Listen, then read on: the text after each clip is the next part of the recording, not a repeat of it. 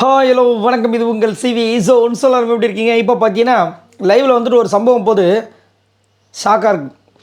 கமருதீனை பற்றி யாராலையும் சத்தியமாக புரிஞ்சிக்க முடியாது. விஜய் பார்வதி மட்டும் அவங்கள கல்யாணம் பண்ணாங்கன்னா கண்டிப்பாக அவங்களுக்கு ஒரு பெரிய ஒரு விஷயம் இருக்குது. என்னென்னா, அவரை பற்றி புரிஞ்சுக்கிறது எப்படின்னு ஒரு புக்கே எழுதணும். அப்படி புரிஞ்சு அவங்க கல்யாணத்துலலாம் சக்ஸஸ் ஆகி கல்யாணம்லாம் பண்ணிட்டாங்கன்னு வச்சுக்கோங்களேன், உண்மையிலேயே அவங்கள வந்துட்டு ஒரு புக்கே எழுதலாம்.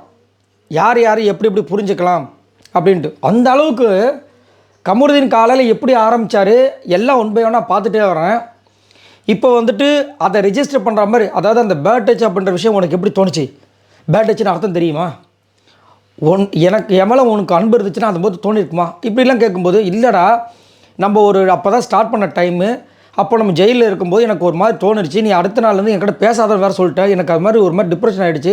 அதனால் தோணின சம்பவம், அதை தான் நான் அன்றைக்கி பேசி நம்ம முடிச்சுட்டேனே அப்படின்போது, ஓ அன்றைக்கி எதுவும் நடக்கலைல்ல, இது போதும் எனக்கு அப்படின்னு முடித்தார்.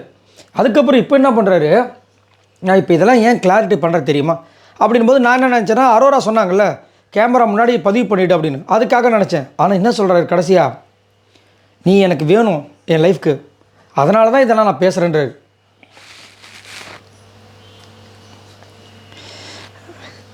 முடியல, சத்தியமாக முடியல.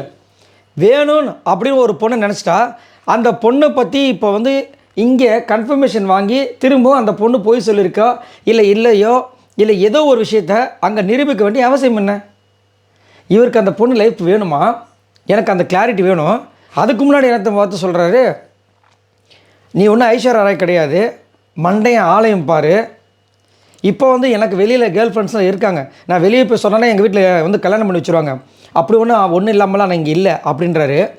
இப்போ வந்து இதை சொல்கிறாரு, இப்போ என்ன தாண்டா ஒன்று பிரச்சனை? அவங்க கேட்டாங்க உண்மையாகவே என்னடா, இல்லை எனக்கு நீ வேணும் பாருன்றாரு.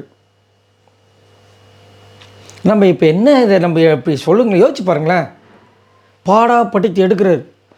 அதுக்கப்புறமா வந்துட்டு நீ வேணும் பாரு, அதனால தான் நான் இதோட வச்சுட்டு மைண்டில் வந்து உன் கூட வாழ முடியாதுல்ல, அதனால தான் நான் கேட்டேன். இப்போ எனக்கு ஓகே தான் பாரு, எனக்கு ஜென்ரேஷனே இல்லை பாரு, இதுக்கப்புறம் தான் பாரு ஜென்ரேஷனை உருவாகணும் அப்படி சிரிக்கிறாரு. அவங்க பார்க்குறாங்கன்னா சிரிக்கிறான் அவன் அப்படின்ட்டு. நான் இதோட இப்போது இன்னொன்று அவர் சொல்கிறார், பேட் டச்சுன்னு வச்சுக்கோயேன், நம்ம ரெண்டு பேர் பழகிருப்போமா, நம்ம இது மாதிரி சேர்ந்துருப்போமா? இதை தானே கொஞ்ச நேரத்துக்கு முன்னாடி விஜய் பார்வதி உங்ககிட்ட சொன்னாங்க. நம்ம இப்போ பழகிட்டு இருக்கோன்னா வெளியில் போயிருக்காதுன்னு. இப்போ எதுக்காக இதை எடுத்துகிட்டு வந்தார், எதுக்காக சண்டை போட்டார், எதுக்காக இவர் கூல் டவுன் ஆகிறாருன்னு தெரியல. இப்போ அவங்களும் கூல் டவுன் பண்ணல. இந்த மாதிரி சொன்னாங்க, ஆமாம் நான் அந்த மாதிரி பேட் டச் அன்றைக்கி ஆகலடா, பெருசாக எதுவும் ஆகலடா, எனக்கு அது மாதிரி ஃபீல் ஆச்சுடா அப்படின்னு சொல்லிட்டாங்க. இப்போ இன்னொரு இக்கட்டான ஒரு சூழ்நிலை வேறு அவங்க இருக்காங்க. என்னென்னா, இப்போ இவர் கல்யாணம் பண்ணிக்கிற ஸ்டேஜ் வரைக்கும் அதான் லவ் இதெல்லாம் போயிடுச்சு. இப்போ போயிட்டு திரும்ப ஒரு பேட் டச் சொல்லும்போது இது மாதிரி தோணுச்சுன்னு திரும்ப ஏதாவது அவங்க வாயை விட்டாங்க வச்சுக்கோ, விட்டுருவார். ஸோ கத்தி மேலே நடக்கிற மாதிரி ஒரு சுச்சுவேஷன். எல்லாம் முடிஞ்சது. அப்புறமா அமித் வந்தார், கானவனத் வந்தாங்க. இப்போ எல்லாத்தையும் பேசி முடிச்சிட்டோம் மச்சி, அவளும் கிளியர் ஆகிட்டேன், நானும் கிளியர் ஆகிட்டேன்னு கமருதீன் சொல்கிறார். நான் அதை தான் சொன்னேன், விஜய் பார்வதிக்கிட்ட நீ சைலண்ட்டாக அவன் என்ன சொல்கிறான்னு போது கேளு அப்படின்னு சொன்னேன். கேட்டாளா? கேட்டா. அப்புறம் அவங்க வந்து திரும்ப என்ன பண்ணுறாங்க, கட்டி பிடிக்கிறாங்க. யார்? விஜய் பார்வதி. அவங்க ஃபுல்லாக இன்னும் ஆகிட்டாங்க, அவ்வளோதான் அவங்க கேமு.